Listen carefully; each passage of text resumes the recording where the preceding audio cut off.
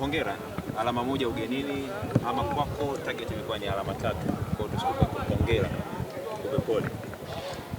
Kwanza nishukuru, lakini ni kweli plani yetu ya kwanza tulikuwa tunajua tunacheza na timu bora kiasi gani. Kwa hiyo tulikuwa tunajaribu kuangalia kama tunaweza kupata alama 3, haikuwezekana, tumepata moja. Tunamshukuru Mwenyezi Mungu. Plani ilikuwa ni kucheza nyuma ama ni kutokana na Azam walivyoingia siku hii ya leo ikakulazimisha wewe kucheza low block? Mpira ni jinsi gani unavyomwangalia mpinzani wako, jinsi ubora wake ulipo. Kwa hiyo kwa jinsi ubora wa Azam uliko, ili tungeweza sisi kupata pointi 3 kama tulivyokusudia, ilikuwa inalazimu tucheze kwa style tuliocheza, na ndio maana unaona sisi hatujafunga na wao hatujafunga. Kwa hiyo ni faida kwetu. Kwa nini? Tuko ugenini, pointi moja sio haba.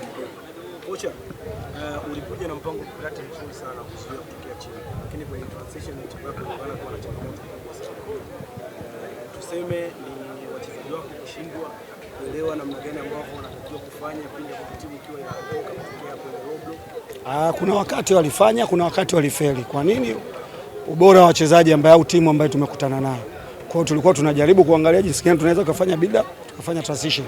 Lakini kuna saa walikuwa wanawahi kublock hizo pasi na tulikosa uhuru wa kufanya, kama sisi pia tulivyowanyima uhuru wa kufanya hizo switching na transition.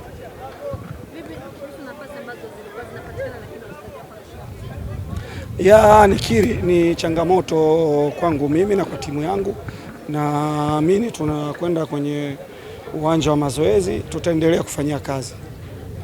Sawa kocha, asante sana. Asante sana.